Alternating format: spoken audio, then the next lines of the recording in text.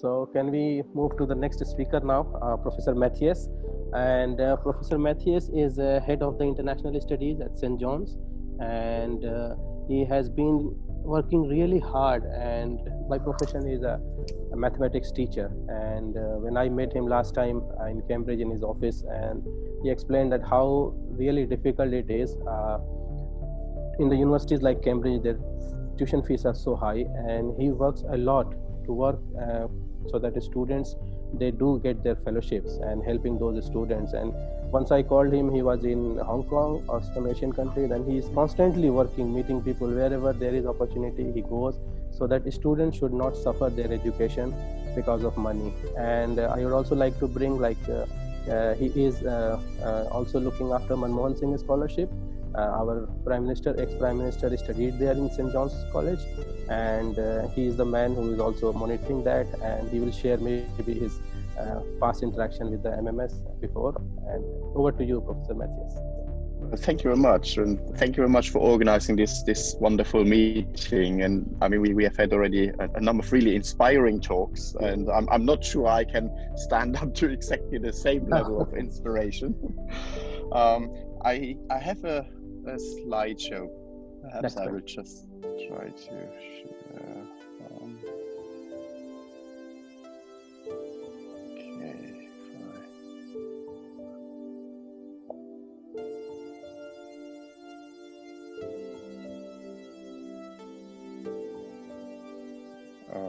Let me see.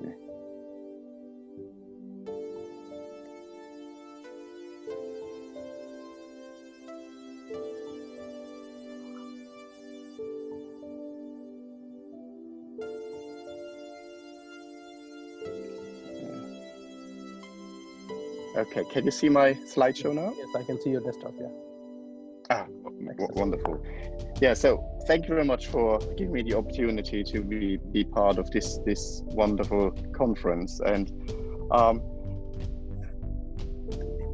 actually a mathematician, as it has been mentioned already. I've worked in algebra and financial mathematics, in particle physics. So I'm really an applied mathematician, but I don't want to talk about my research today. I really want to talk about my mission, that I want to make it possible for people also like Anand when he was young and couldn't come to Cambridge. I want to make it possible that that anyone who has the ability to come to Cambridge in the end can also come to Cambridge, and it should not fail because of financial restrictions or other restrictions. And I want to talk you through what I do at St. John's, the programs I have put in place. And perhaps I say first a little bit more about myself. So I myself, I grew up in Germany. I'm also first generation university. In my family, nobody even knew what university was. And I somehow made it to university there, and then came to Cambridge as a graduate student. And I think it turned out, last time we met in my office with Anand, we worked out that had he come to Cambridge at the time, we would have been in the same course at the same time, which would have, of course, also been wonderful. And then I worked at various other places after Cambridge. I worked in the financial sector for some time. I worked at Harvard University for some time. Then I came back to Cambridge as a mathematician, but I got more and more involved in the college in really our student support and working for our students. And I became the senior tutor of the college, a job which I did for 15 years. And I mean, as you know, the senior tutor is, of course, really the person responsible for the whole of the educational side of the college. And I want to start my slides with explaining to you the education I really built up in the college during my time as senior tutor. And then after I retired from this post, I took on all our international programs and shaped really the international side of the college, exchange programs, as well as scholarship programs and so on. So the education I built up in the college, it's really, it's built on 4 pillars. And academic strength is of course extremely important, but diversity, and we heard this in various talks before, diversity is extremely important. And exactly as you heard before, diversity at all levels, not just student population, extremely important. Motivation, again, we heard this before, and in fact, I think Professor Ahmed, he called it exposure. That's a much better word even than motivation. And I completely agree. Exposure is exactly what is needed. And then, of course, scholarships and financial support. So what I build up in the college is really built on those 4 pillars. I worked on the principle of achieving results really in a positive way through motivation and excitement, really then rather than through regulation. I mean, trying to force students to do things through regulation, that's no good. You know, excite them, motivate them, and give them the exposure. And it's important to develop all their talents and not just, you know, research skills or academic skills. It's very important that we develop all the talents of the students, and offering a 12 months education really far beyond just 9 months academic course, extremely important for me. And offering opportunities, again, that goes back to the exposure we had before, offering opportunities and educational activities. Again, I mean opportunities beyond just the opportunities within the academic course. And I want to show you this picture. I won't show many slides, but I want to show you this picture. We have within Cambridge University, we have a system to measure success within the academic success within the university, and to compare ourselves with the other colleges. As you know, there are 31 colleges, and of course, we all compete, and you will see the red curve. I don't need to go further into exactly how this is actually calculated, but it does capture academic performance of the college.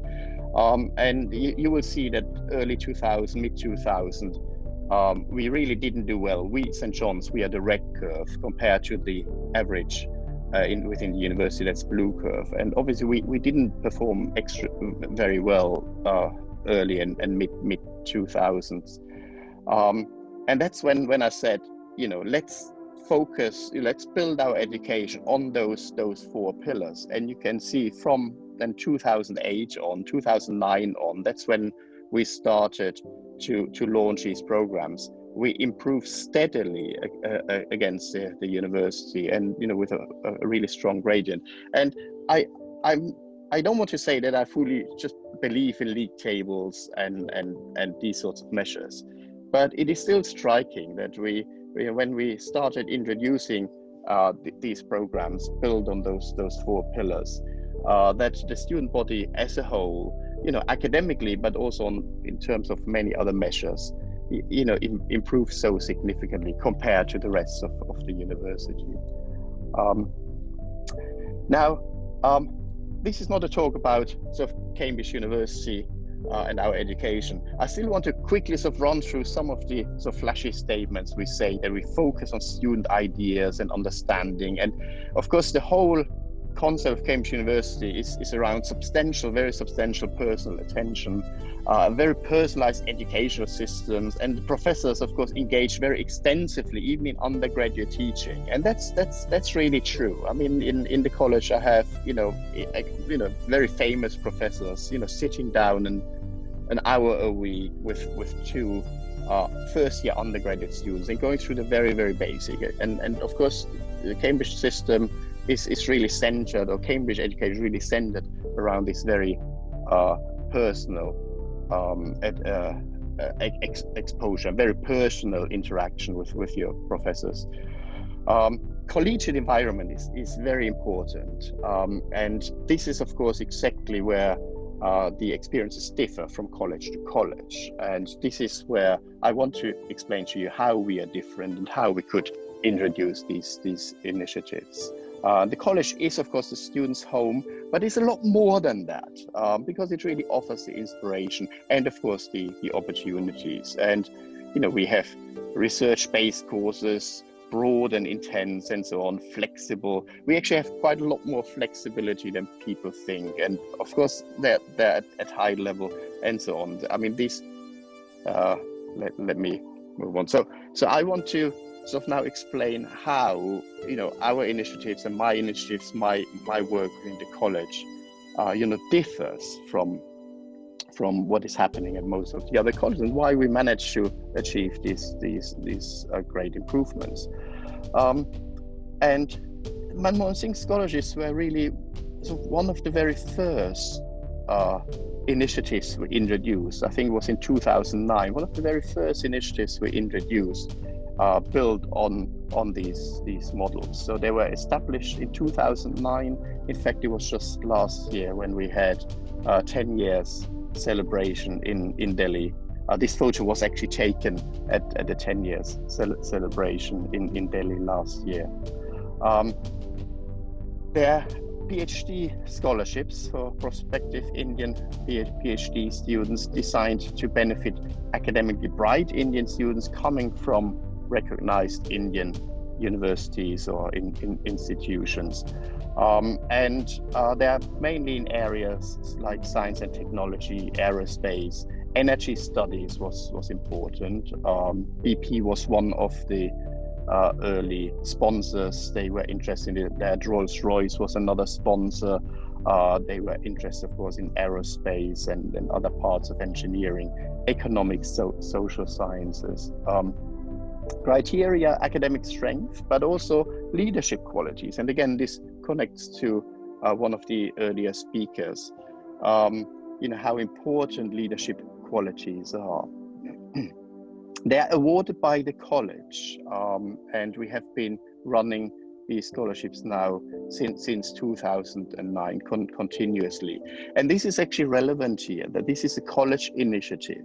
It's not a university initiative, it's a college initiative. We celebrated 10 years last year in Delhi. Why is that important that it's a college initiative? Because at the same time, we started another initiative, and that was the Dr. Manmohan Singh scholarships for undergraduates. And these scholarships, they're currently dormant. They haven't been awarded for, I think, for the last 5 years. And those were rolled out university-wide. So every college had access to those, but unfortunately, it was very difficult to make them happen. So the college environment is clearly the right environment to make programs like this happen. Whilst at university level, it was a lot more difficult and they are dormant. So my idea is to pick those up, hopefully very soon, and to run them at the college level. What did I mean by opportunities and educational activities? So just to give you some examples, the opportunity or the exposure we are giving our students, which is outside the university course syllabus. There's a range of research projects, internships, exchange programs, and also increasing the international exposure and international links for the college. So we have exchange programs with a number of institutions, including Nagoya University in Japan, Shanghai Chiao Tong, Caltech in California, Georgetown in Washington, D.C.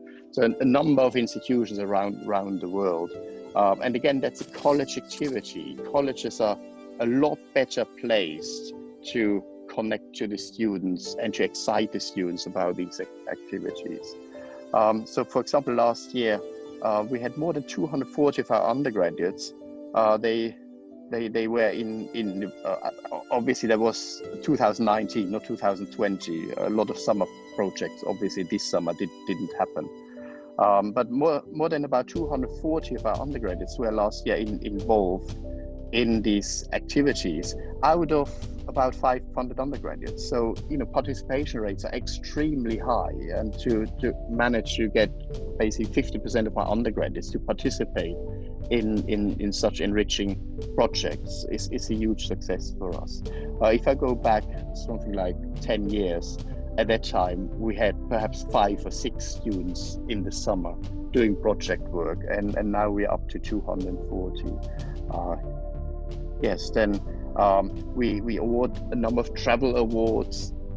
We award summer bursary for research projects and other activities in the summer.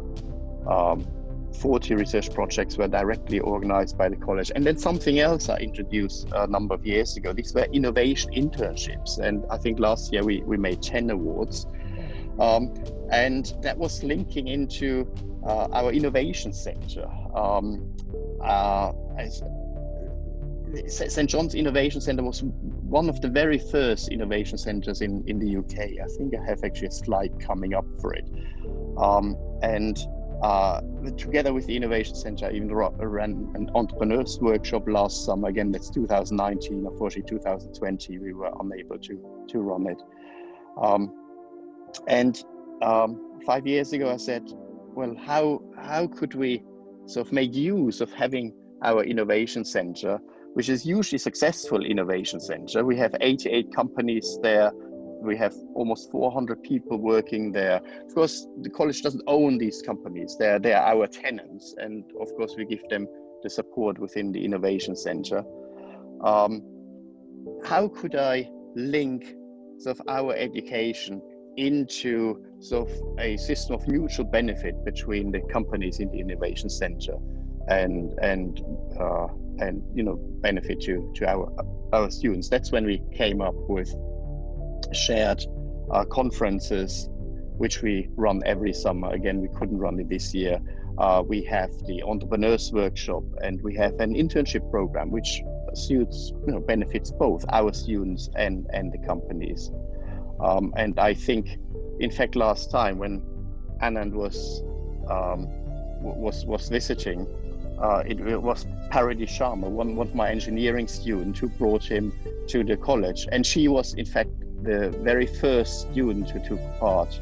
Was one of the first 2 or 3 students who took part in the innovation internships, and it has worked out extremely well for her. So she's now working in our science park in Cambridge in a very, very successful tech company. Scholarships. I think financial support is extremely important, and to make it possible that people can take part in education independent of their financial background is extremely important. And again, here, it's more than just the actual scholarship. The scholarship is there to make it happen, that people say can come to Cambridge or can come to a university and pay the fees. But once the student is at the university, of course, there are the opportunities around them. And if they're lucky, the university or the environment offers opportunities and offers exposure, but these opportunities and exposure will again cost money. And very often this is not covered by scholarships. So here again, I divided the funding streams up, or I looked at the funding streams and said we need to fund 2 things. We need to fund the scholarships, but then we also need to fund the opportunities. It's very, very important that the opportunities are not being forgotten. In terms of graduate scholarships, we have, as I mentioned, we started 2009 with the Manmohan Singh scholarships that have been hugely successful. I think we had about 25 students who have now already completed their PhDs and are in very prestigious positions now. The college runs various other scholarships as well. We have a benefactor scholarship competition, Louis Cha scholarship for Chinese history, and various other scholarships. In the last few years, though, I concentrated on undergraduates, and that's because for graduate funding, there's a lot available already. Undergraduates are very, very often forgotten, and at that stage, it's quite difficult to be given the opportunity of a scholarship to be able to go to a prestigious university. And undergraduate scholarships are a lot more difficult. I have managed to build up a number of those. So we launched at the college a studentship scheme for home and EU students. This was launched 4 or 5 years ago. I think we pay something like £300,000 a year for this studentship program. So it's funded by our alumni. We have a summer bursary, summer research program funding that allows our students to take part in these opportunities independent of their financial means. And then I have local scholarships in various parts of the world, such as Hong Kong, Singapore, Japan, US, France. I've got two scholarships which are very interesting, and they are global. The Qatar Harrison Scholarship is actually meant for women entrepreneurs, women who have sort of entrepreneurial ambitions. And again, this links to a number of the talks before where women in STEM were mentioned, but also entrepreneurship was mentioned as extremely important. And the Nathu bursary is again a global scholarship for students who have leadership ambition and really want to make a difference in the world. Then I've got another very interesting scholarship, the Davis Jackson and the John Crook scholarships. And these are scholarships for students who are first generation university students who would not otherwise really have the ability to probably go to any university. And these scholarships together, they will also now become global. They used to be restricted to certain geographical regions, but we are redefining these scholarships. So I've managed to do already quite a lot in terms of putting scholarship schemes in place.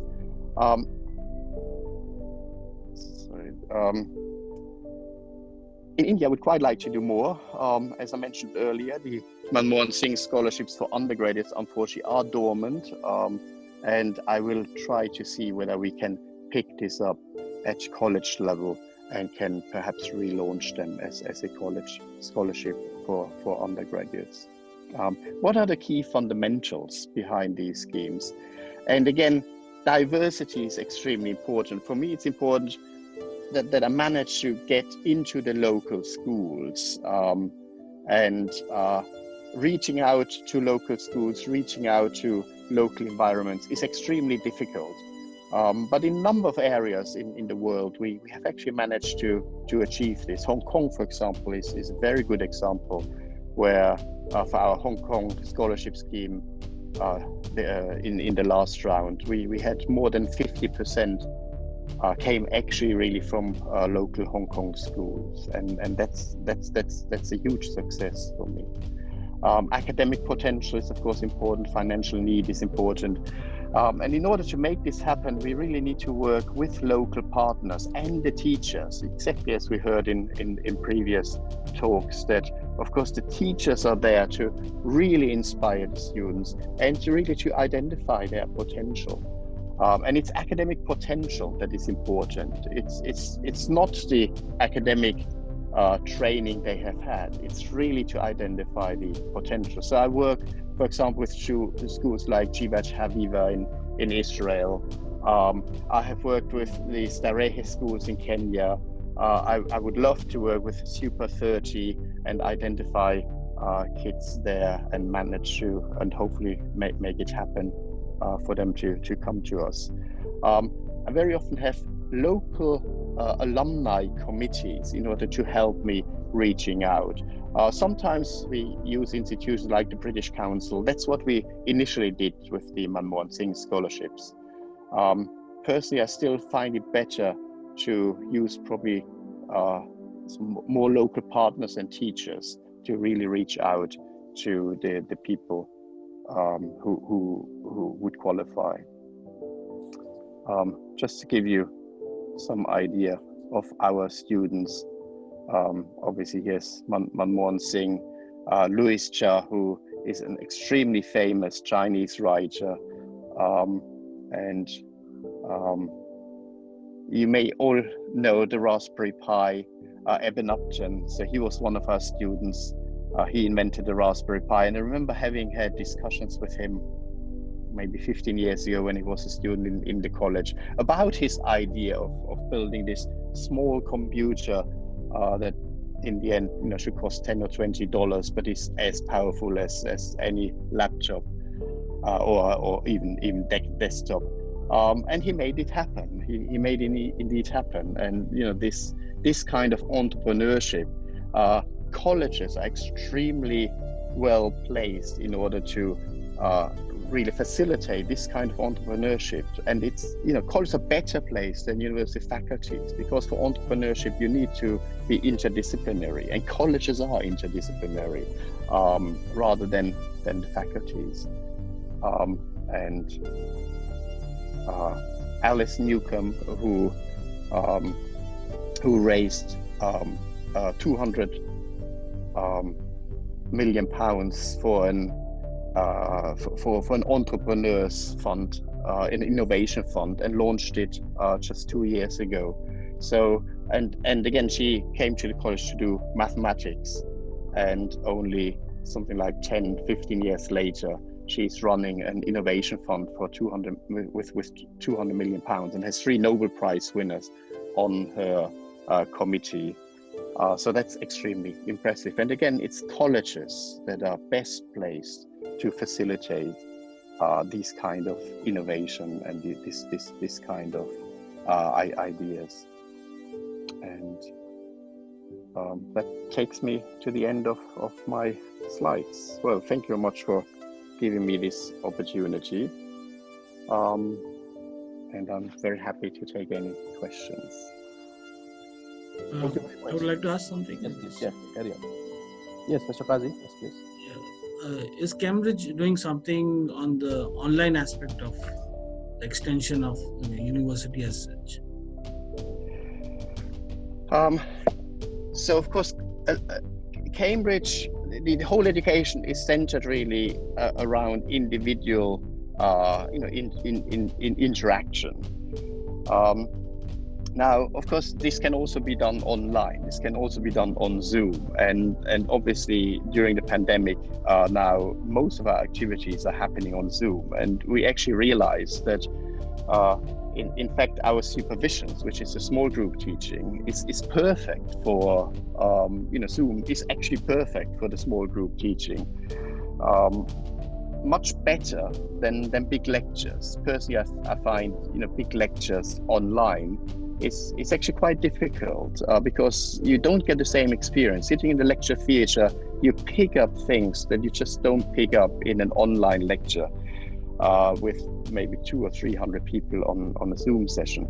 But our supervisions are perfect for remote teaching. We don't have any online courses. I think a few faculties have experimented. I think our business school, they experimented with online courses. Other faculties haven't done that. But perhaps after the pandemic, now that we have all realized that in fact it can be very easily done, I hope that there will be initiatives that would also allow some remote courses, or that would open up our courses perhaps also at an earlier stage before people even come to us. Yes, Professor Ahmed, yes, please.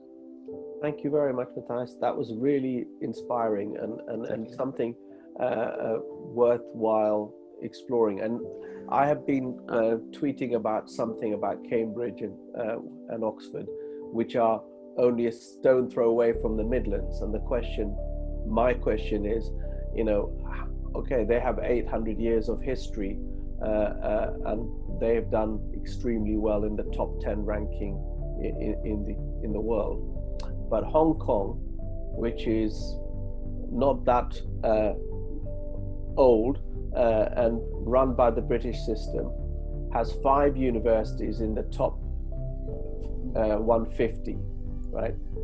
Imperial College, which is also not that far away, which is about 100 years old, and has been for a number of years in the top 10. Yet in the Midlands, which has 10 million population, and Hong Kong has 7.5 million population, we've only got 2 universities, my old university, Birmingham, and Warwick, in the top 150. So the question is, what do you think that is? And I think you have the answer. And universities are not about information gathering.